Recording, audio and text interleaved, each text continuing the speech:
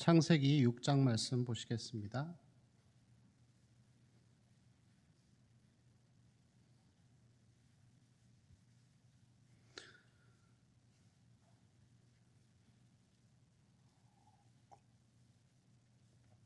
창세기 6장 9절에서 22절까지 우리 한 절씩 교독하겠습니다. 이것이 노아의 족본이라. 노아는 의인이요 당대의 완전한 자라. 그는 하나님과 동행하였으며 그때 온 땅이 하나님 앞에 부패하여 포악함이 땅에 가득한지라.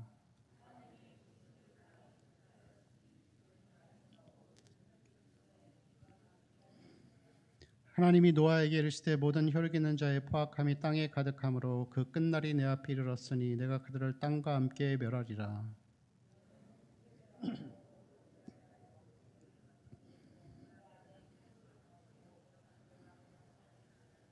내가 만들 방주는 이러하니 그 길이는 300규빗, 너비는 50규빗, 높이는 30규빗이라.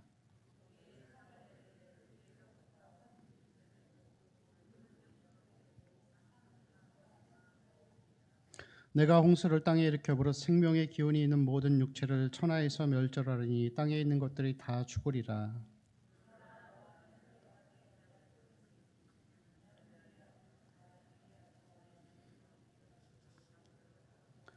혈육 있는 모든 생물을 너는 각기 암수 한 쌍씩 방주로 이끌어들여 너와 함께 생명을 보존하게 하되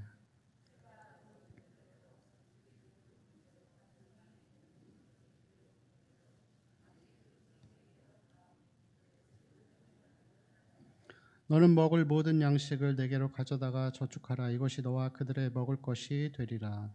노아가 그와 같이 하여 하나님이 자기에게 명하신 대로 다 준행하였더라. 아멘. 이제 심판을 앞두고 하나님께서 노아에게 방주를 만들라는 명령을 하십니다. 그래서 이 방주에 대한 내용들을 설계도를 14절, 15절, 16절에서 보여주고 있는데 14절 말씀을 한번 보실까요? 14절 말씀을 보면은 고페르 나무로 방주를 만드는 거죠. 이 고페르 나무는 매우 강하고 견고한 침엽수로서 이 고대 근동 지방에서는 이 배를 만드는 그러한 중요한 재료였습니다. 그리고 역청을 바르죠. 역청을 발라서 이 방수를 합니다. 방수를 하죠. 그리고 칸을 내어서 이 칸들을 막게 됩니다. 자, 15절 말씀을 볼까요? 내가 만들 방주는 이러하니 그 길이는 300규빗, 너비는 50규빗, 높이는 30규빗이죠.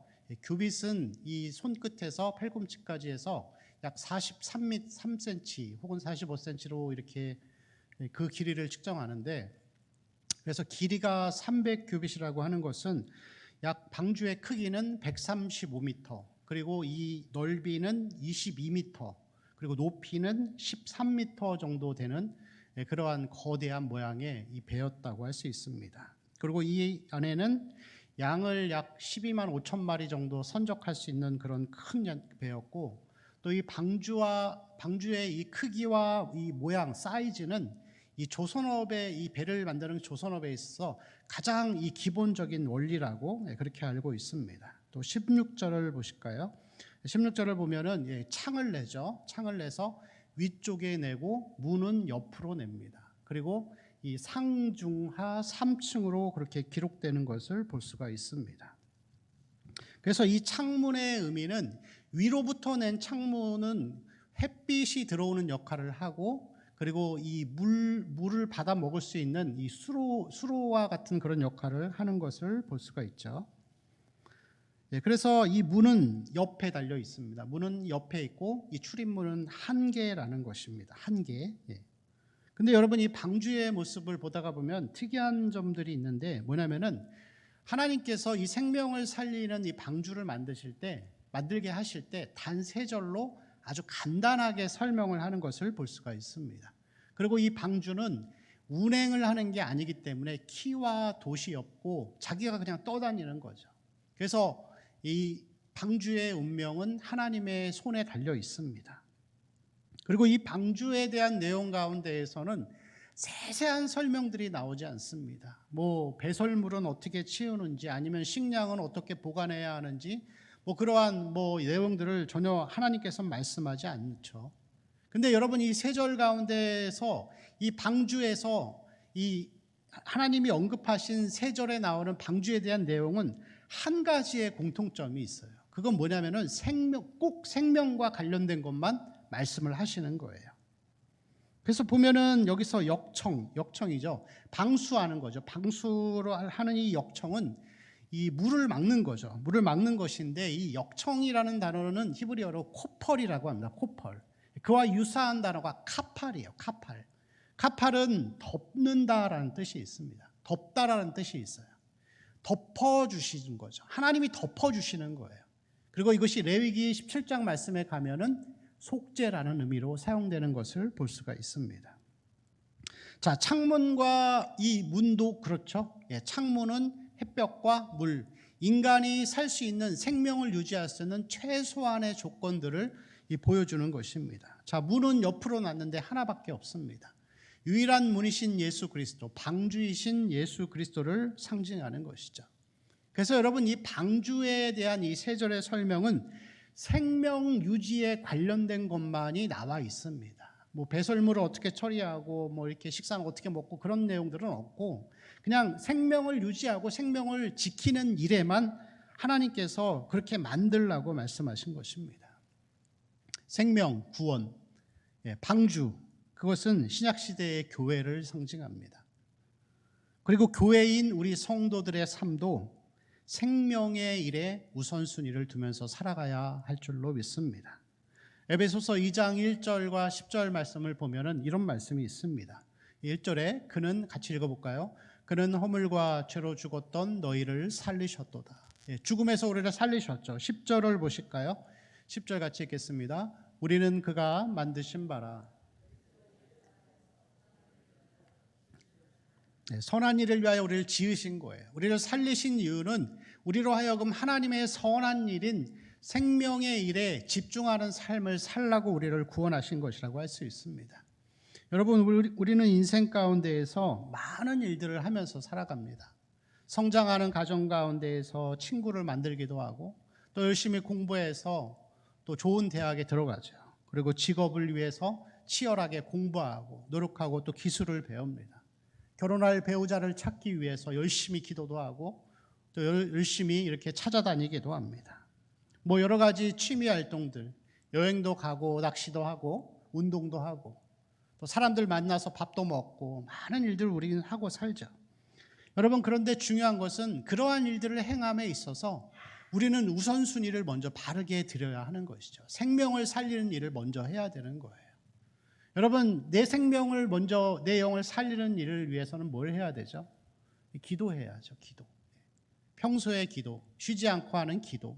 여러분, 새벽에 나와서 하기 어려우시면 집에서라도 꼭 기도하는 습관을 들이셔야 합니다. 기도하다가 안 하게 되면 마음이 완고해집니다. 마음이 메마르고 영이 죽는 일이 벌어집니다. 기도하는 일에 힘써야 합니다. 성경을 보는 일에 힘써야 합니다. 성령의 열매를 맺어가는 일들에 힘써야 합니다.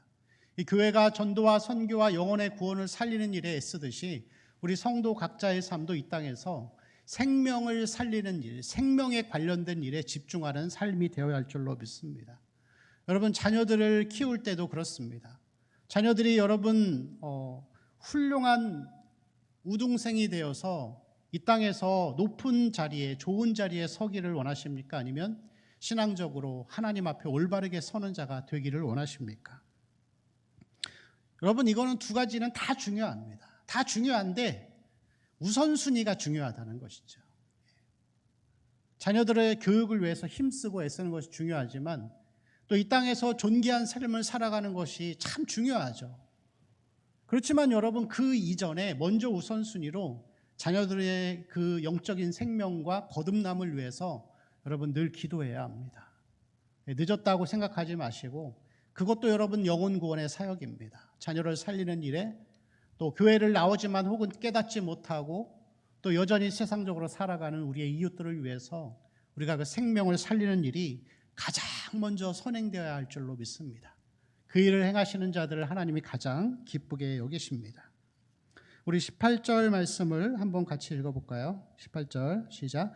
그러나 너와는 내가 내 언약을 세우리니 너는 내 아들들과 내 아내와 내 며느리들과 함께 그 방주로 들어가고. 자, 여기서 하나님이 그러나 너와는 내가 내 언약을 세웠다고 하셨습니다. 언약이라는 단어는 성경에서 여기에 처음으로 등장하게 됩니다. 그리고 언약 백성에게 하나님이 원하시는 삶의 모습은 하나님에 대한 신뢰와 행동의 순종이라고 할 수가 있습니다. 여러분, 그래서 노아가 순종합니다. 그래서 여러분, 노아를 가리켜서 9절 말씀에 의인이고 당대의 완전한 자다, 하나님과 동행했다 그랬습니다. 자, 특별히 여러분, 우리 마지막 22절 말씀을 같이 읽어볼까요? 시작. 노아가 그와 같이 하여 하나님이 자기에게 명하신 대로 다 준행하였더라. 자, 이 말씀은 다 준행하였다라고 하면서 이 6장이 마무리가 되는데 7장에서 또 등장합니다. 5절에서도 한번 등장하고 또 16절에서도 한번 간접적으로 등장합니다. 하나님이 명하신 대로 다 준행하였다는 것이죠. 그런데 여러분, 여기서 노아가 완전한 사람이라는 표현이 아니에요. 다 준행했다라고 하는 것은 완벽하다라는 것을 뜻하지 않습니다.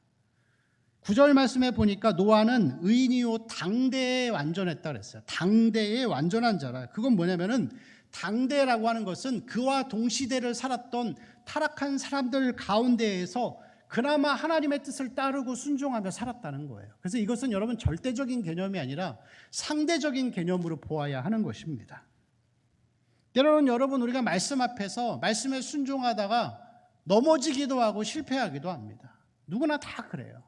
그렇지만 여러분, 그것이 옳지 않다는 것을 또 깨닫고 다시 일어서서 순종하며 살아가는 것이, 그게 여러분 말씀을 준행하는 삶이라고 할 수가 있습니다.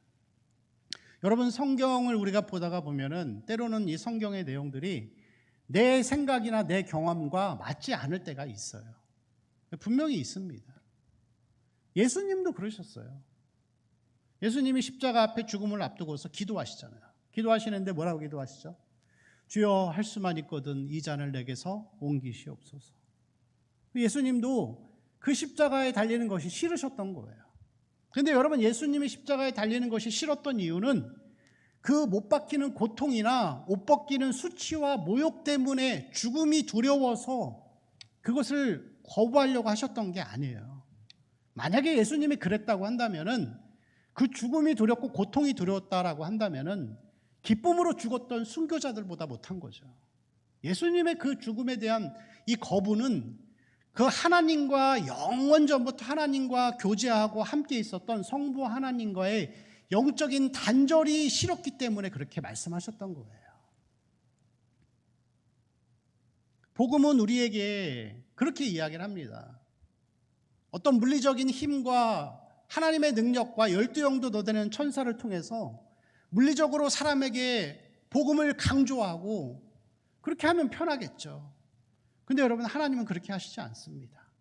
복음은 보이지 않게 소금이 되라 그러죠. 가면 갈수록 우리 보고 죽으라고 하십니다. 불편하죠, 사실. 사람은 여러분 본성적으로 자기 이름을 내고 싶고 인정받고 싶어요. 그렇지만 복음은 우리에게 그렇게 말하지 않습니다. 복음의 방식은 예수 그리스도 하나님의 아들이 죽어서 죽음을 통하여 생명을 살리는 것이죠.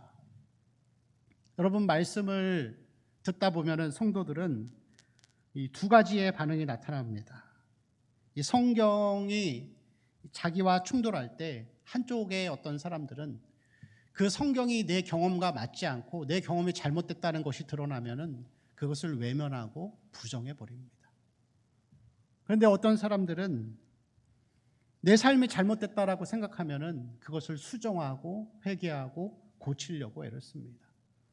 여러분, 나이가 들어갈수록 사람들은 자기가 살아온 삶의 경험이 곧 진리가 되어버립니다. 그래서 나이가 들수록 여러분, 진리 가운데에서 수정하고 고치고 이렇게 나아가는 방향은 사실 쉽지는 않습니다.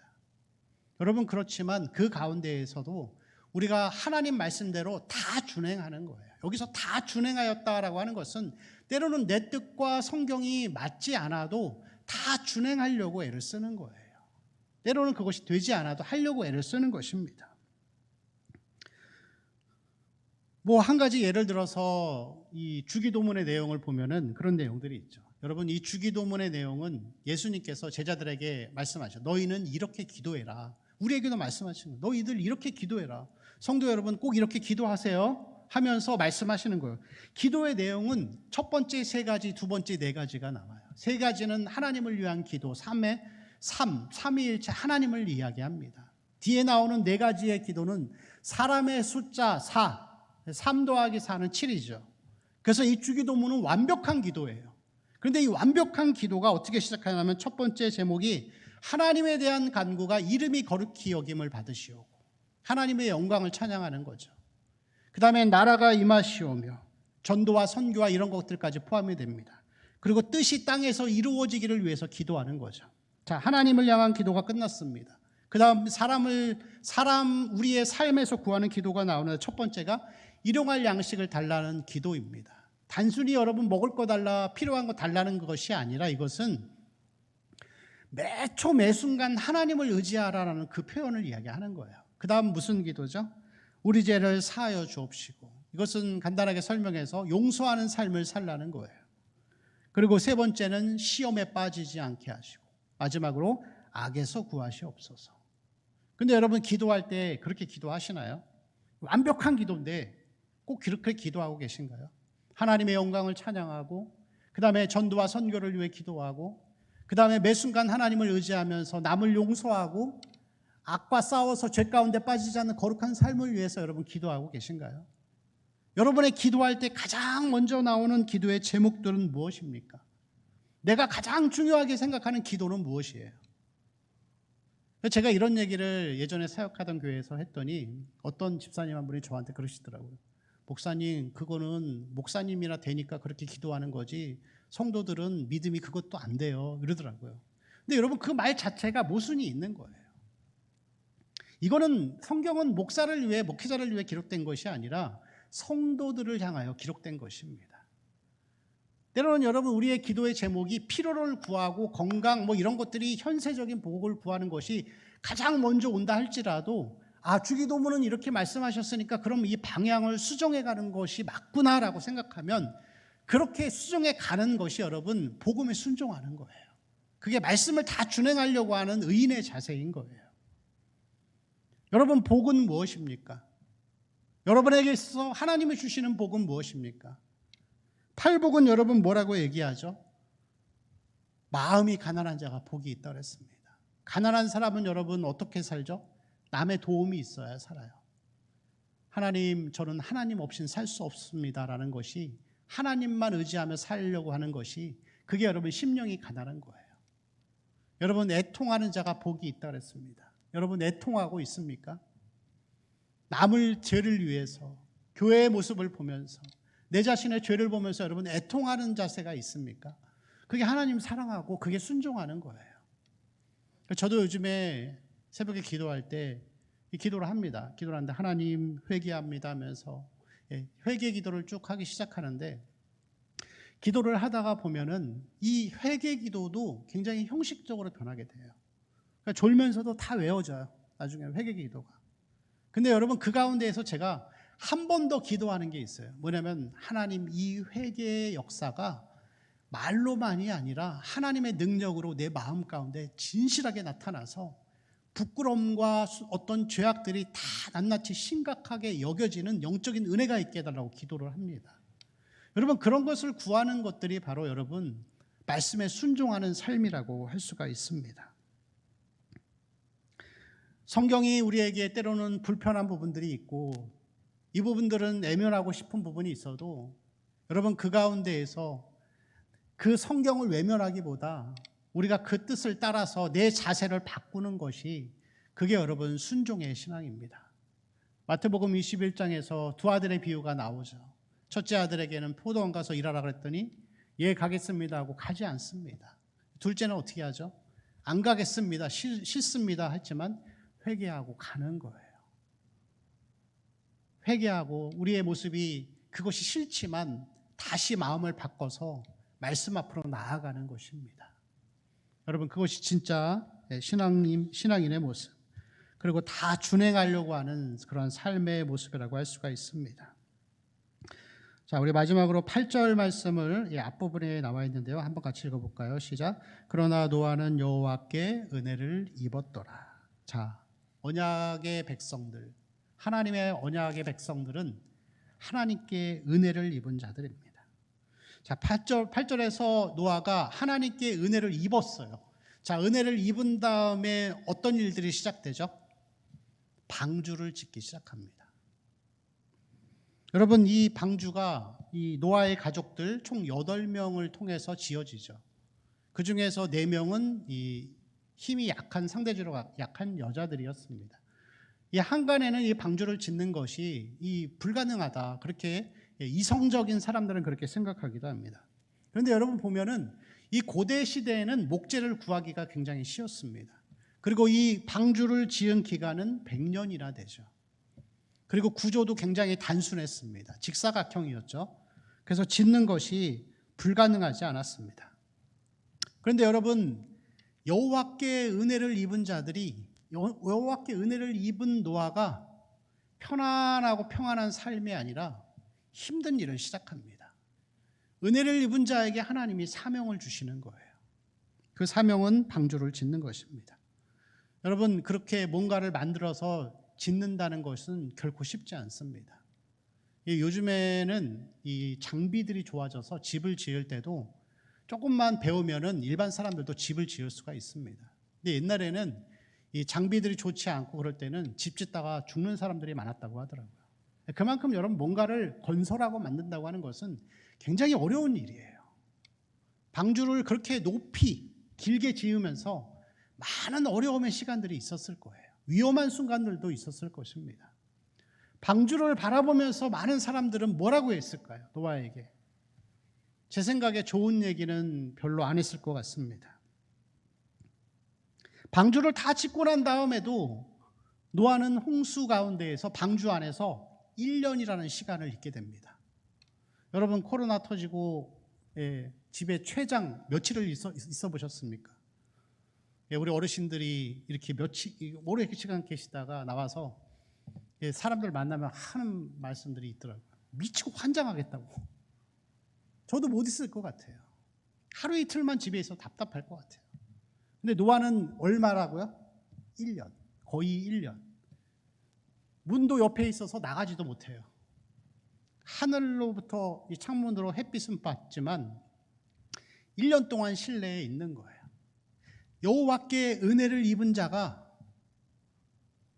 100년 그 이상의 어려운 시간들을 보내면서 하나님 말씀을 꿋꿋이 따라서 인내하면서 그 사명을 감당하며 나아갑니다. 여호와께 은혜를 입은 자들의 삶의 모습입니다. 저는 이 노아의 말씀, 이 8절 특별히 여호와께 은혜를 입었더라라는 말씀을 묵상하다가 한 사람이 떠올랐습니다. 그가 누군가 하면은 예수님의 어머니인 마리아였습니다. 자, 누가복음 1장 27절부터 우리 한번 같이 읽어보겠습니다. 시작. 다윗의 자손 요셉이라 하는 사람과 그에게 들어가 이르되 은혜를 받은 자여 평안할지어다. 주께서 너와 함께 하시도다 하니. 30절이요. 천사가 이르되 마리아여 무서워하지 말라. 내가 하나님께 은혜를 입었느니라. 보라, 내가 잉태하여 아들을 낳으리니 그 이름을 예수라 하라. 자, 마리아도 똑같죠. 30절에 보니까 천사가 이르되 마리아여 무서워하지 말라. 내가 하나님께 은혜를 입었느니라. 그럼 여러분, 이 마리아가 임신을 시작해서 아들을 낳을 때까지 1년 동안 10개월 동안 그 삶이 여러분 은혜를 입은 자의 삶이 이렇게 평안하고 항상 이 안정되고 그랬을까요? 처녀가 아이를 가졌어요. 물론 여러분, 천사가 와서 안심을 시키고 이 영광스러운 사역에 동참한 것에 대한 은혜를 더하면서 남편과 함께 그 시간을 잘 보냈겠죠. 근데 여러분, 그런 생각은 안 했을까요? 누구한테 걸리면 어떡하지? 처녀가 애를 베면 여러분 어떻게 되죠? 사형이죠, 사형. 이스라엘에서. 은혜를 입은 것입니다. 여러분, 은혜를 입은 자들은 하나님이 은혜를 주셔서 위로가 있고 감사가 있고 하나님의 놀라우신 격려들이 있어요. 근데 여러분, 그것만 있지 않고 사명을 순종하는 가운데 우리가 인내하고 기다리고 참고 고난 가운데 나아가는 삶이 있어야 하는 것입니다. 여러분, 예수 그리스도도 마찬가지였습니다. 예수님께서 요한에게 세례를 받으실 때에 성령이 비둘기같이 내리면서 성부 하나님이 말씀하셨어요. 이는 내 사랑하는 아들이요 나의 기뻐하심을 입은 자다. 그리고 고난의 사역이 시작이 됩니다. 영광의 사역이지만 고난의 사역이었습니다.